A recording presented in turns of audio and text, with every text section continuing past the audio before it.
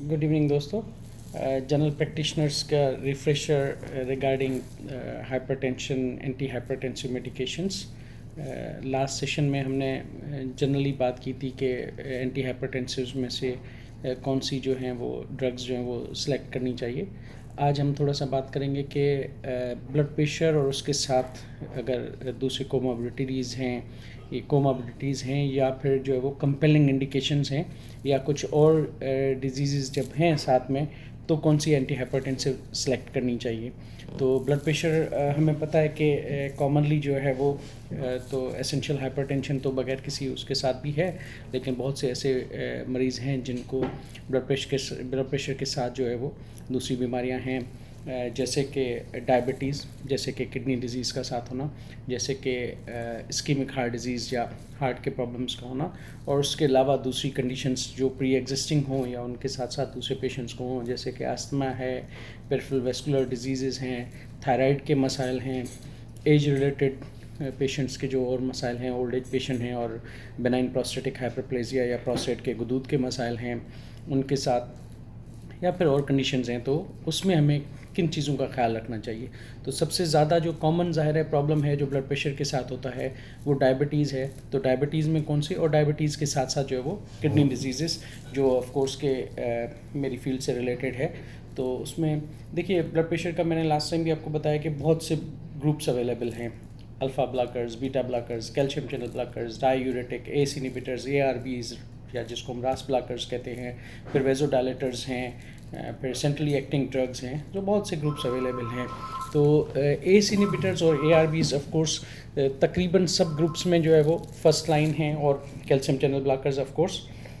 लेकिन ये है कि एस इनहिबिटर्स और ARBs जो है उसके साथ जो है वो लॉन्ग टर्म जो एडवांटेजेस हैं, देखें आजकल जितनी भी जो दवाइयाँ मुख्तलिफ इस तरह की बीमारियों में, जो डायबिटीज़ में, इस्कीमिक हार्ट डिजीज़ में या ब्लड प्रेशर में होती हैं, तो उसके साथ साथ ना सिर्फ कंट्रोल इनका जो है वो उसके लिए इस्तेमाल की जाती हैं, या उनका सिर्फ इन चीज़ों पे डायरेक्टली यानी ब्लड प्रेशर को सिर्फ कंट्रोल करने का, लेकिन लॉन्ग टर्म ये देखा गया है कि कार्डियोवैस्कुलर मॉर्बिडिटी या मोर्टिलिटी जो है उस पर किसका इफ़ेक्ट है या सर्वाइवल पे किसका बेनिफिट है, तो वो सारे प्राइमरी और सेकेंडरी आउटकम्स जो हैं वो उनको भी देखा जाता है। जैसे बहुत सी दवाइयाँ शुगर की भी हैं, बहुत सी दवाइयाँ शुगर की सब जो है वो HbA1c को कंट्रोल करती हैं। नो डाउट HbA1c को कंट्रोल करना शुगर में उसका सबसे बड़ा एडवांटेज है, लेकिन शुगर की वजह से जो बाकी बीमारियाँ होती हैं, यानी किडनी डिजीज़ हो रही है या हार्ट के प्रॉब्लम होते हैं या कार्डियोवैस्कुलर मॉर्बिडिटी, मोर्टिलिटी होती है, तो उस पर किसका इफेक्ट है along with controlling the HbA1c। तो आजकल दुनिया में इन चीज़ों पर गौर किया जाता है। तो ब्लड प्रेशर के साथ भी इसी तरह से है। मैंने जैसे आपको बताया कि ये तो तयशुदा बात है कि कोई भी दवाई आप जो भी दे रहे हैं, जो पुराने से पुरानी दवाई रेसरपीन या मिथाइल डोपा या वो जो इस्तेमाल हो रही हैं, तो उनसे भी अगर आप ब्लड प्रेशर को कंट्रोल कर रहे हैं, तो ब्लड प्रेशर के कंट्रोल करने से जो स्ट्रोक का कम होना, जो दिल के मामला का होना या डेथ का कम होना, वो तो सब इसके एडवांटेज डेफिनेटली आएंगे। लेकिन एडिशनल बेनिफिट किन चीज़ों का है, तो कमिंग बैक टू दैट कि अगर उसके साथ जो अब जैसे डायबिटीज़ है, अगर एक पेशेंट जो कि आपके पास आ रहा है ब्लड प्रेशर के लिए और उसको डायबिटीज़ है, तो आपने किन चीज़ों पे गौर करके उनकी एंटी हाइपरटेंसिव स्टार्ट करनी है। एक तो ये बात है कि रास ब्लॉकर्स यानी एस इनहिबिटर्स या ARBs जो है वो डायबिटिक पेशेंट में जो है वो फर्स्ट लाइन ड्रग है for control of blood pressure. अगर ब्लड प्रेशर नहीं भी है, डायबिटिक नेफ्रोपैथी है, ब्लड प्रेशर उनका नॉर्मल रहता है, तो भी आप लो डोज प्रोटीनिया को कंट्रोल करने के लिए दे सकते हैं ये सारे ARBs का, और उसके जो लॉन्ग टर्म एडवांटेजेस हैं। लेकिन अगर ब्लड प्रेशर है तो ये एक काइंड ऑफ कंपेलिंग इंडिकेशन है कि डायबिटिक विथ हाइपरटेंशन। लेकिन अभी हम डायबिटिक विथ हाइपरटेंशन है और ये सारे ARBs स्टार्ट कर रहे हैं, तो हमें किन चीज़ों का ख्याल रखना चाहिए। डायबिटिक पेशेंट जब भी आपके पास आ रहा है, तो पहले तो ये देखें कि प्रोटीनिया है या नहीं है, माइक्रोग्लोबिन के लेवल पे है या ग्रास प्रोटीनूरिया है, फिर उनको किडनी डिजीज़ है क्या नहीं। क्योंकि हमारे यहाँ अनफॉर्चुनेटली ये होता है कि बहुत दफ़ा लोग जो है वो डायबिटीज़ बहुत अरसे पहले डायग्नोज हो गई, किसी ने ओरल हाइपोग्लाइसेमिक्स जो भी शुरू कर ली सल्फोनाइल यूरिया से या मेटफॉर्मिन से, वो इस्तेमाल कर रहे होते हैं मुद्दतों तक, वो डॉक्टरों को बाकी नहीं दिखाते, या ब्लड प्रेशर की भी एक गोली साथ में किसी ने दे दी, एक एस्पिरिन की गोली ले रहे हैं, लेकिन उन्होंने कभी किडनी फंक्शंस नहीं चेक करवाए, कभी प्रोटीन नहीं चेक करवाया। तो ये देखें कि उनका किडनी फंक्शन कैसे हैं और उनका जो है वो प्रोटीन है या नहीं है, दिल की कोई तकलीफ़ है या नहीं है। लेकिन अगर एक डायबिटिक आपके पास आ रहा है और ब्लड प्रेशर है और ये प्रोटीनिया नहीं है, कोई दिल के मामलात नहीं है और किडनी के कोई प्रॉब्लम नहीं है, तो ऑफ कोर्स रास ब्लॉकर्स जो है वो फर्स्ट लाइन ड्रग हैं। एस या ARBs में से स्टार्ट करें, लेकिन एक चीज़ ध्यान में रखिएगा, जब भी डायबिटिक को या किसी भी पेशेंट को जब आप एस या ARBs स्टार्ट कर रहे हैं, बेस लाइन क्रेटिनिन और पोटेशियम का आपको मालूम होना ज़रूरी है। क्योंकि बहुत दफ़ा हमने देखा है कि जब आप एस और ARBs स्टार्ट करते हैं और अगर आपको बेसलाइन क्रेटिनिन का मालूम नहीं है, बेसलाइन पोटेशियम का मालूम नहीं है, किसी वक्त आपके पास आगे आके ये पेशेंट्स जो है वो राइजिंग क्रेटिनिन के साथ आ सकते हैं। कुछ हो सकता है कि बहुत लंबे अरसे तक डायबिटिक्स हों और उनको बायलेटरल एथेरोस्क्लेरोटिक डिजीज़ हो रीनल आर्टरीज़ के अंदर, तो उनके जो है वो बहुत ज़्यादा मसाइल हो सकते हैं फ्लैश पल्मोनी एडिमा के साथ, या लेकिन एक्यूट किडनी इंजरी का होना। दूसरा ये है कि जब भी एस और ARBs स्टार्ट करते हैं तो ये चीज़ पेशेंट को ज़रूर बताएं कि एक तो ये कि इसके साथ क्रेटिनिन माइल्डली रेज हो सकता है या पोटेशियम रेज हो सकता है, तो उसको मॉनिटर करना ज़रूरी है। दूसरा ये है कि ये दवाइयाँ जब आप यूज़ कर रहे हैं तो फिर पेशेंट को कुछ एडवाइजेज़, यानी ये ऐसा है कि पानी का इस्तेमाल ज़्यादा होना चाहिए, और जिनका बेसलाइन पोटेशियम अगर 5 से ज़्यादा रहता है तो उनको कुछ ऐसी ग़िज़ाइयाँ जो है वो उनकी एडवाइस करनी चाहिए। बहरहाल एस और ARBs या जिसको हम रास ब्लॉकर कहते हैं, डायबिटीज़ विथ हाइपरटेंशन में फर्स्ट लाइन ड्रग है। ये कंपेलिंग इंडिकेशन इन सेंस बन जाती है क्योंकि डायबिटिक को आगे जाके डायबिटिक नेफ्रोपैथी होगी, प्रोटीनूरिया होगा। अच्छा, डायबिटीज़ वाले को अगर प्रोटीनूरिया है या उनका क्रेटिनिन डीरेंज है, फॉर सपोज अगर किसी का क्रेटिनिन डीरेंज है, वो डायबिटिक हैं और वो एंटी हाइपरटेंसिव आपको स्टार्ट करनी है, यानी क्रेटिनिन अगर चेक के उनका 2 है, तो 20 से 25% बेस लाइन, यानी अगर उनका 1 क्रेटिनिन था तो 1.2 तक क्रेटिनिन बढ़ता है, लेकिन वो फिर प्लेट्यू हो जाता है। यानी आपने स्टार्ट की, प्रेफरेबली मैं प्रेफर करता हूँ, ज़ाहिर है हमें ये लग्जरी है, पेशेंट्स अफोर्डिंग होते हैं, गवर्नमेंट सेटअप्स में आते हैं, उनकी यहाँ पे कवर्ड है सारी चीज़ें, लेकिन मैं जब भी मौका मिलता है, जब भी ये कि विद इन 2 to 3 वीक्स उनका एक रिपीट हो जाना चाहिए क्रेटिनिन और एक पोटेशियम। लेकिन आप नेक्स्ट फॉलोअप पे जब भी देख रहे हैं तो उनका क्रेटिनिन और पोटेशियम देखें कि अगर 1 क्रेटिनिन था और 1.1 हुआ है और पोटेशियम उनका जो भी बेसलाइन था 5 तक या 5.12 तक रहता है एस या ARBs से, तो ये एक्सेप्टेबल है। लेकिन नेक्स्ट फॉलोअप पे वो प्लेट्यूड रहता हो, ऐसा नहीं हो कि आपने ये करवाया और 1.2 रहा और अगली रीडिंग 1.3 हो गई या 1.4 हो गई, देन इट इज़ इंडिकेशन कि आपको उसको होल्ड करने की ज़रूरत है। अदरवाइज़ अगर ये 20% से कम राइज होता है और potassium to a certain extent 5 की या 5 डिफरेंट लैब्स की वो रहती हैं, लेवल्स क्या हैं उनकी अपर नॉर्मल, लेकिन 5.2 तक भी जो है वो अगर है और वो उससे ज़्यादा फर्दर राइज नहीं हो रहा है, तो फिर जो है वो आप उसको, वो प्लेट्यू रह रहा है तो आप कंटिन्यू रख सकते हैं एस ARBs के। उसके लॉन्ग टर्म बहुत एडवांटेज हैं, उसकी किडनी प्रोटेक्शन बहुत है, इनिशियल लॉस इन GFR जो है वो उनके प्रोटीनिया को रोकेगा, वो लॉन्ग टर्म GFR को प्रिजर्व करेगा, किडनी फंक्शंस को प्रिजर्व करेगा। लॉन्ग टर्म में उनकी कार्डियोवास्कुलर मॉर्बिडिटी मॉर्टेलिटी का बहुत रहता है। बहुत से लोगों के जहन में ये सवाल होते हैं, बहुत से ये लोग पूछते हैं एस इनहिबिटर दें या ARBs दें, ARBs में से कौन सी दवाई दें। मैं पर्सनली यूजुअली ये कहता हूँ कि मोस्ट ऑफ द टाइम ये ग्रुप इफेक्ट होते हैं। एस इनहिबिटर्स की जो एक कॉन्ट्राइंडिकेशन मैंने जैसे बताया, ड्राई कफ है, वो अगर हो रही है तो उसमें है। दूसरा ये कि मैं प्रेफरेबली ये कहता हूँ कि लॉन्ग एक्टिंग दें, उसका इफेक्ट ज़्यादा रहता है। कुछ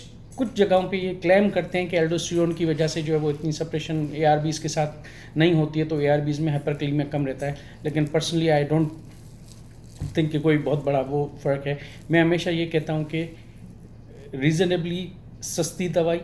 लेकिन इफ़ेक्टिव और बेहतर वो हो, जो कि आपको कंफर्म हो कि ये अच्छी कंपनी ने बनाई हुई है और उसके हिसाब से जो अगर आप दे रहे हैं। लेकिन अगर आपको लगता है कि आप इस्तेमाल कर रहे हैं पहले और वो चीप दवाई लेनी, चीप से मुराद ये कि सस्ती मिलती है, तो आप उसको प्रेफर करें। तो एक तो ये है कि एस और ARBs जो है वो डायबिटिक्स में फर्स्ट लाइन है। उसके बाद अगर उसको सेकंड, मैंने जैसे लास्ट टाइम भी बताया था कि बहुत से ऐसे पेशेंट्स हैं जिनमें आपको 2 दवाइयाँ देने की ज़रूरत पड़ती है, तो सेकंड जो है वो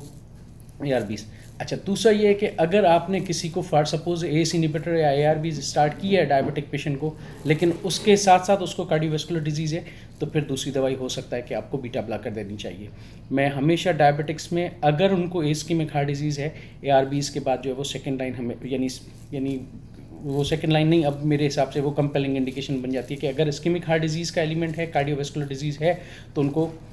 बीटा ब्लॉकर से ऐड करें। दूसरा ये है कि अगर हाइपरकैलेमिया, क्रेटिनिन उनका इतना राइज नहीं होता है, लेकिन क्योंकि डायबिटिक्स में टाइप 4 एसिडोसिस होता है, डायबिटिक पेशेंट्स में एक कंडीशन कहलाती है टाइप 4 एसिडोसिस, जिसमें थोड़ा सा उनका हाइपरकैलेमिया का एलिमेंट रहता है, क्योंकि ये हाइपोरेनिमिक हाइपोएल्डोस्टेरिज्म की वजह से होता है। ये मैकेनिज्म अभी डिटेल में हम नहीं जाते हैं, लेकिन एनी हाउ ये टाइप 4 एसिडोसिस रहता है। तो उनको अगर आप इनके साथ लो डोज थाइजाइड ऐड करते हैं, यानी जो कॉम्बिनेशंस बहुत सी आती हैं जिसमें एस या ARBs के साथ जो है वो हाइड्रोक्लोरोथाइजाइड या क्लोरथेलाडोन, जो मैंने आपको लास्ट टाइम बताया, पाकिस्तान में अनफॉर्चुनेटली नहीं अवेलेबल, अभी मुझे नहीं पता कि अभी अवेलेबल है, तो अच्छी बात है वो भी, या फिर जो है वो इंडेपामाइड के साथ जो कॉम्बिनेशंस आती हैं वो अगर आप देंगे तो उसका एक एडवांटेज ये होता है कि वो हाइपोरेनिमिक हाइपोएल्डोस्टेरिज्म में थोड़ा सा जो है वो वॉल्यूम का भी इशू होता है, बहरहाल वो डायूरेटिक हेल्प करेंगी, पोटेशियम की एक्सक्रीशन, ये सारी वाली diuretic except for potassium sparing diuretic, सारी डायूरेटिक्स जो हेल्प करती हैं थायजाइड्स और लेकिन लूप को एज एंटी हाइपरटेंसिव देने का कोई उस वक्त इंडिकेशन नहीं है। हाँ, नेफ्रोपैथी का एलिमेंट है तो फिर आप दे सकते हैं। सो डायबिटिक विदाउट नेफ्रोपैथी या विद नेफ्रोपैथी, एस और ARBs फर्स्ट लाइन है, ये कंपेलिंग इंडिकेशन है। Diabetic with cardiovascular disease, S ARBs, और एस ARBs ये ज़हन में रखिएगा कि अगर डायबिटिक को कार्डियोवास्कुलर डिजीज़ भी है तो भी डिजीज़ मॉडिफाइंग इफेक्ट उसका है, आपको बीटा ब्लॉकर्स के साथ एस और ARBs देने हैं। उसके बाद अगर आपको आगे रिक्वायर्ड होती है तो कैल्शियम चैनल ब्लॉकर हैं, या फिर आप हाइड्रोजीन जो है वो जनरल प्रैक्टिशनर्स मेरे ख्याल में बहुत ज़्यादा पाकिस्तान में यूज़ नहीं करते होंगे, हम नेफ्रोलॉजी में खैर बहुत यूज़ करते थे, मेरे ख्याल में शायद मेडिकल स्पेशलिस्ट भी कुछ यूज़ करते होंगे, लेकिन बहुत फ्रीक्वेंट मैंने नहीं देखा है कि इंटरनल मेडिसिन वाले, अनटिल ये कि उनका जो है वो कोई पेशेंट ऐसा हो जो कि 3-4 एंटी हाइपरटेंसिव पे हो या रेजिस्टेंट हाइपरटेंशन हो उनको, तो वो यूज़ करते हैं। लेकिन diabetic with cardiovascular disease or renal failure का एलिमेंट है, माइल्ड नेफ्रोपैथी है और ब्लड प्रेशर की उनकी दवाइयों की ज़रूरत है, तो ये वाली दवाइयाँ जो है वो एस ARBs फर्स्ट लाइन है। कार्डियोवास्कुलर डिजीज़ अगर है तो बीटा ब्लॉकर उसके साथ इस्तेमाल करें। टाइप 4 एसिडोसिस का एलिमेंट रहता है, क्रेटिनिन अब बढ़ नहीं रही है लेकिन पोटेशियम का इशू रहता है, तो फिर आप उसके साथ जो है वो आप इंडेपामाइड या हाइड्रोक्लोरोथाइजाइड जो है वो ऐड कर सकते हैं। और दूसरा ये है कि आप जो है वो हाइड्रोलिन यूज़ कर सकते हैं। अच्छा, कुछ लोग ये पूछते हैं कि स्पाइनलेक्टोन कार्डियक फेलियर में, यस, एक तो ये मैंने लास्ट टाइम भी बताया कि अभी कोई रिकमेंडेशंस नहीं है ARBs और ACE इनहिबिटर्स को कंबाइन करने की, लेकिन ARBs और उसके साथ low dose of potassium sparing diuretic जो हैं वो स्पाइनलेक्टोन यूज़ कर सकते हैं, लेकिन विथ केयरफुल मॉनिटरिंग। हम यहाँ पे जो है वो पेशेंट्स को केयरफुली मॉनिटर करते हैं। पोटेशियम की जो नॉर्मली हम एज ए नेफ्रोलॉजिस्ट गाइड करते हैं, एक चीज़ मैं आपको बता दूं, कुछ कॉमन फ्रूट्स हैं जो, यानी फ्रूट्स और जूसेस ऑफ कोर्स पोटेशियम बढ़ाते हैं, लेकिन स्पेशली बनाना हो गया, केला हो गया, किन्नू हो गया, खजूर हो गया, आम अभी सीज़न चल रहा है तो आम है, ये चीज़ें उनको कहें कि अगर ये 2 ड्रग्स साथ यूज़ कर रहे हैं जो दोनों पोटेशियम को स्पेयर करते हैं। और फिर ये जहन में रखिएगा कि बीटा ब्लॉकर्स भी जब आप किसी और दवाई जो कि पोटेशियम को बढ़ाती है उनके साथ यूज़ कर रहे हैं तो फिर बीटा ब्लॉकर का भी एक, क्योंकि आपने देखा होगा कि जब हाइपरकैलेमिया किसी को होता है तो हम बीटा एगोनिस्ट देते हैं, तो बीटा एंटागोनिस्ट जो है वो पोटेशियम को बढ़ाएंगी। तो इस वजह से अगर आप ये तीनों चारों चीज़ें जब कंबाइन करके देंगे कि अगर पोटेशियम जो है वो उनका टाइप 4 रीनल एसिडोसिस भी है, उसके साथ अगर आप ARBs दे रहे हैं, उसके साथ अगर बीटा ब्लॉकर दे रहे हैं और स्पाइनलेक्टोन दे रहे हैं, तो for sure you are going to end up with a life threatening hyperkalaemia. तो ये बहुत ज़्यादा ख्याल रखना चाहिए। अगर किसी ब्लड प्रेशर के मरीज़ को डायबिटीज़ नहीं है और नेफ्रोपैथी है, प्रोटीनिया है या रीनल फेलियर का एलिमेंट है, अगेन एस और ARBs फर्स्ट लाइन, लेकिन बी केयरफुल कि क्रेटिनिन को फॉलो करना है, पोटेशियम को फॉलो करना है। देखिए एस ARBs अगर आप दे रहे हैं, माइल्ड डिरेंजमेंट अगर ये क्रेटिनिन में राइज होता है एक्सेप्टेबल, जो कि 20% जैसे मैंने कहा कि बेसलाइन से, यानी एक अगर क्रेटिनिन था उससे 1.2 हो गया, 2 था तो उससे 2.3 3.5 2.35 तक हो गया, तो आप जो वो ये एक्सेप्टेबल है, रेंज है, उस पर आप दे सकते हैं इनको। तो जो है वो आप इनको एस और ARBs देंगे। उसके बाद रीनल फेलियर में मोस्ट ऑफ द पेशेंट्स, यानी 80-90% रीनल फेलियर के पेशेंट्स में जो ब्लड प्रेशर होता है, और उसमें से फिर 30-40% ऐसे मरीज़ होते हैं जिनमें हम देखते हैं कि ब्लड प्रेशर जो है वो ऐसा अनकंट्रोल रहता है, तो उसमें जो है वो आपने जो है वो 3 या 4 दवाइयों देने की ज़रूरत पड़ती है। तो एस और ARBs हैं, कैल्शियम चैनल ब्लॉकर्स उसके बाद हैं, हाइड्रोलिन मैंने जैसे बताया है, बहुत हमारे पेशेंट्स हैं, साथ में कॉम्बिनेशन में डायूरेटिक हमें देनी पड़ती है। उसके बाद अल्फ़ा ब्लॉकर्स में से हैं, और सेंट्रल एक्टिंग ड्रग्स हैं जैसे moxonidine, I am not sure Pakistan में अवेलेबल है या नहीं है, फिजियोटेंस के नाम से मॉक्सिनोडिन आती है जो कि नाइट टाइम में देते हैं। अल्फ़ा ब्लॉकर्स जो है वो प्राजोसिन है, डॉक्साजोसिन है, टेराजोसिन है, ठीक है। मिनीप्रेस हम कॉमन यूज़ करते हैं, शॉर्ट एक्टिंग होती है, दिन में 3 से 4 दफ़ा आप दे सकते हैं। तो ये चीज़ें आप जो है वो इस्तेमाल कर सकते हैं। रीनल फेलियर में anti hypertensive ACE-ARB is first line, calcium channel blockers, beta blockers, और अगर वॉल्यूम का इशू रहता है, एडिमा का रहता है, तो फिर आप डायूरेटिक ऐड कर सकते हैं। और हाइड्रोजीन है या प्राजोसिन है, मॉक्सोनिडीन है, ये वाला इस सीक्वेंस में आप यूज़ कर सकते हैं। लेकिन ये है कि आपको उन पेशेंट्स को फॉलो करना है, ब्लड प्रेशर कंट्रोल कैसा है। दूसरा ये है कि डायबिटिक्स में जब भी आप, या रीनल फेलियर के पेशेंट्स में जब भी आप अल्फ़ा ब्लॉकर्स इस्तेमाल करते हैं, तो ख्याल में रखा करें पोस्चर हाइपोटेंशन का इनिशियली जो है वो फर्स्ट डोज के साथ, और वैसे भी रह सकता है। तो एक तो ये कि पोस्चर हाइपोटेंशन आपको मालूम होना चाहिए कैसा है। बाज़ औक़ात आपके पास पेशेंट आते हैं चक्कर के साथ, स्पेशली डायबिटिक ऑटोनोमिक न्यूरोपैथी हो तो उनको वैसे भी पोस्चर हाइपोटेंशन रहता है। फिर अगर आप अल्फ़ा ब्लॉकर्स बहुत से पेशेंट्स हमारे यूज़ करते हैं, लेकिन आपको मालूम होना चाहिए कि अगर किसी को ये दे रहे हैं दवाई, और फिर एक चीज़ ये ज़हन में रखिएगा कि जब ACE और ARBs दे रहे हैं, किसी वक्त किसी को डायरिया हो गया, कोई एक्यूट इलनेस हो गई, आप हाइपोटेंशन हो गया, उसके साथ अगर आपको लगता है कि ये क्या हो गया, तो टेम्परली आप होल्ड कर सकते हैं, ठीक है। मैं पर्सनली ये कहता हूँ कि ये one of the sick day of medicine है। उस वक्त आप उसको कैल्शियम चैनल ब्लॉकर से रिप्लेस कर दीजिए, हाइड्रोजीन से रिप्लेस कर दीजिए, क्योंकि ये सेफ़ दवाइयाँ हैं जिनका कोई इतना साइड इफ़ेक्ट प्रोफाइल इस तरह का नहीं है। तो उस वक्त आपको जो है वो ये ख्याल रखना चाहिए। उसके बाद आगे कार्डियोवैस्कुलर डिजीज़ के साथ हाइपरटेंशन है, तो ऑफ कोर्स कार्डियोवैस्कुलर डिजीज़ में कंपेलिंग इंडिकेशंस के साथ, जैसे मैंने आपको बताया कि कार्डियोवैस्कुलर डिजीज़ अगर किसी को without diabetes, without kidney disease भी है, तो भी बीटा ब्लॉकर के बाद जो है वो ACE इनहिबिटर और ARBs का बहुत लंबी लिस्ट आपको ट्रायल्स की मिलेगी, स्टडीज़ की मिलेगी। रीमॉडलिंग में एंजियोटेंसिन का जो रोल है उसके साथ, तो ACE और ARBs जो है वो हैं। ऑफ कोर्स स्पेनलेक्टोन, एल्डेक्टोन के नाम से जो पाकिस्तान में अवेलेबल है 25 से 100 मिलीग्राम तक की, वो उसका बहुत बड़ा रोल है। और उसके बाद अगर फेलियर का एलिमेंट है तो एडिशनली आपको डायूरेटिक देने हैं। हाइड्रोजीन का अगेन रोल है। तो ACE-ARBs या बीटा ब्लॉकर्स, यानी पहले बीटा ब्लॉकर्स और ACE-ARBs, उसके बाद जो है वो बाकी डायूरेटिक है, स्पेनलेक्टोन, और स्पेनलेक्टोन और ARBs जब भी दे रहे हैं, be careful about hyperkalaemia again.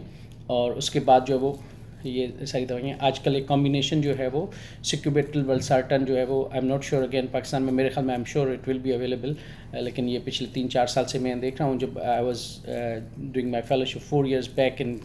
Canada, that time they were using, having trials, now it is available in the market frequently. हम यहाँ पे भी यूज़ करते हैं, लेकिन अगेन हाइपरकैलेमिया के साथ। दूसरा ये कि मैं जब आगे जाके कुछ डिस्कशंस करूँगा हाइपरकैलेमिया, और फिर ये दवाइयाँ अगर यूज़ करने हैं और कंपेलिंग इंडिकेशंस हैं तो क्या करना चाहिए। आजकल न्यू जो पोटेशियम के लिए जो यूज़ करते हैं हाइपरकैलेमिया के लिए, जो बाइंडर्स जो है, रेजेंस जो हैं, जैसे आप लोगों ने शायद सुना हो कि एक्सलेट जो पाकिस्तान में पहले अवेलेबल है, अभी दूसरे पेट्रोमेयर वगैरह जो हैं वो लॉन्ग टर्म भी कहते हैं कि वो देने चाहिए, क्योंकि अगर ये दवाइयाँ यूज़ करनी है और सिर्फ हाइपरकैलेमिया की वजह से अगर आप यूज़ नहीं कर रहे हैं, तो लॉन्ग टर्म उसके जो इफ़ेक्ट्स हैं उन पे जो है वो प्रॉब्लम होती है किडनी डिजीज़ में या हार्ट में। अगर आप ACE या ARBs नहीं दे पा रहे तो उनमें यूज़ करते हैं। ये बहरहाल जनरल प्रैक्टिशनर्स के उससे थोड़ा सा आगे की। अच्छा, उसके बाद प्रेगनेंसी है। बहुत से हमारे जो लेडी डॉक्टर्स हैं जो कम्युनिटी में काम करते हैं, अगर ब्लड प्रेशर के लिए, तो ये जहन में रखिए कि ब्लड प्रेशर में ACE-ARBs प्रेगनेंसी में बिल्कुल नहीं देनी है, नहीं यूज़ करनी, बिल्कुल अवॉइड करनी है, कॉन्ट्राइंडिकेटेड हैं, C कैटेगरी में आती हैं, बिल्कुल भी नहीं देनी है। और उसके बाद जो है वो डायूरेटिक्स अवॉइड करनी चाहिए। लेकिन बाकी बहुत सी दवाइयाँ, पहले लोग जो सिर्फ मिथाइल डोपा पे सोचते थे, of course methyl dopa time tested in pregnancy safe है, लेकिन कैल्शियम चैनल ब्लॉकर्स दे सकते हैं, लेबिटोलोल दे सकते हैं। सिर्फ बीटा ब्लॉकर्स का ये है कि टर्म के करीब जब हैं तो उस वक्त ज़ाहिर है वो प्लेसेंटा को जब रप्चर होता है, क्रॉस करती है, तो फीटल ब्रेडिकार्डिया वगैरह, तो प्रेगनेंसी के लास्ट उसमें जो है वो अवॉइड कर सकते हैं। लेकिन लेबिटोलोल वगैरह वो दे सकते हैं, हाइड्रोलिजिन दे सकते हैं। इवन प्री एक्लेम्शिया की ट्रीटमेंट में मैं जब वहाँ पे जना में भी काम करता था तो we use to give this one labetalol as IV भी यूज़ करते थे हम। लेकिन ये कि वो दवाइयाँ दे सकते हैं, शॉर्ट एक्टिंग दवाइयाँ जो है वो, उसमें ये है कि बीटा ब्लॉकर्स वगैरह ये दे सकते हैं। लेकिन calcium channel blockers are safe also, लेकिन methyl dopa of course time tested है। उसके बाद अगर किसी को थायराइड की प्रॉब्लम है, हाइपरपैराथायराइडिज्म के साथ है कोई, उसमें देखिए कि अगर हाइपरथायराइडिज्म के साथ है तो उनमें जो है वो बीटा ब्लॉकर्स देने से फ़ायदा ये होता है कि उसमें प्रोप्रेनॉल का ऑफ कोर्स एक रोल है, वो कन्वर्जन को भी हेल्प करता है, लेकिन रेट कंट्रोल के लिए, क्योंकि हाइपरथायराइडिज्म एक एट्रियल फिब्रिलेशन की जो है वो काज है, तो उसमें जो आप बीटा ब्लॉकर्स यूज़ कर सकते हैं वो अच्छा जो है वो उसका कंबाइन इफेक्ट मिलेगा। ओल्ड एज में अगर आप बीपीएच के साथ है, एक 60-65 साल या 70 साल बाबा जो है वो आपके पास आता है और उनको ब्लड प्रेशर है और उनको ये इश्यू रहते हैं, तो आप हाइड्रन जो है वो टेराजोसिन स्टार्ट कर सकते हैं, जिसका प्रोस्टेट पे भी इफेक्ट है। और लेकिन ये ज़हन में रखिएगा कि मिनीप्रेस का जो है वो प्राजोसिन का जो है वो कोई बहुत ज़्यादा प्रोस्टेट पे इफेक्ट नहीं है, तो आप जो है वो टेराजोसिन के साथ जो है वो यूज़ कर सकते हैं। पेरिफेरल वेस्कुलर डिजीज़ अगर है तो जो non selective calcium channel blocker non selective जो बीटा ब्लॉकर्स हैं उनको अवॉइड करें। एस्थमेटिक अगर कोई है तो उसमें जो है वो नॉन सेलेक्टिव बीटा ब्लॉकर्स जो है उनको अवॉइड करें, लेकिन जो सेलेक्टिव हैं यूज़ कर सकते हैं, कार्बिडोल वगैरह। अच्छा, दूसरा में इस्कीमिक हार्ट डिजीज़ और कार्डियक फेलियर में जो है वो हमेशा आपने जो है ये वाली यूज़ करनी है, और लॉन्गर एक्टिंग जैसे कार्बिडोल हो गई, बिसोप्रोलोल है, तो ये वाली दवाइयाँ जो है वो कंपैरेटिवली ज़्यादा यूज़ की जाती हैं इस्कीमिक हार्ट डिजीज़ वाले में, और एज़ कम्पेयर टू दूसरे, लेकिन दूसरी भी यूज़ कर सकते हैं। कॉस्ट को भी आपने देखना होता है ज़ाहिर है, और कंप्लेंट्स को भी फिर वो करना है। सिंगल डे वाली हैं तो वो प्रेफरेबली यूज़ कर सकते हैं। तो ये मेरे जहन में जो है वो कॉमन जो इंडिकेशंस हैं जो कॉमन कंपेलिंग कंडीशंस है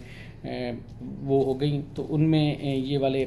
दवाइयों का है। लेकिन ये कि हमेशा ये देखिए कि जब भी कोई दवाई स्टार्ट करते हैं, अगर आपको पहले उसके मतलब जैसे फिजियोटेंस है, मॉक्सिनोडीन है, आपको नहीं मालूम तो उसका थोड़ा सा जो है वो लिटरेचर ज़रूर पढ़ लीजिए, उनके साइड इफ़ेक्ट प्रोफाइल ज़रूर देख लीजिए, किस दवाई के साथ क्या इफ़ेक्ट हैं। जैसे अक्सर ये होता है कि हम लिवर सिरोसिस में जब एल्डेक्टोन यूज़ करते थे तो उसके साथ जो है वो जो भी पोटेशियम के लिए यूज़ करते थे स्पेरिंग, क्योंकि लिवर सिरोसिस में जो है वो आप ज़ाहिर जो दे रहे होते हैं वो पोर्टल हाइपरटेंशन को कम करने के लिए वो जो दे रहे होते हैं, तो उसके साथ गायनेकोमेस्टिया वगैरह है, या कुछ दवाइयाँ ऐसी हैं जिनके साथ जो है वो इम्पोर्टेंस के इश्यूज़ हैं, या फिर कुछ दवाइयाँ ऐसी हैं जो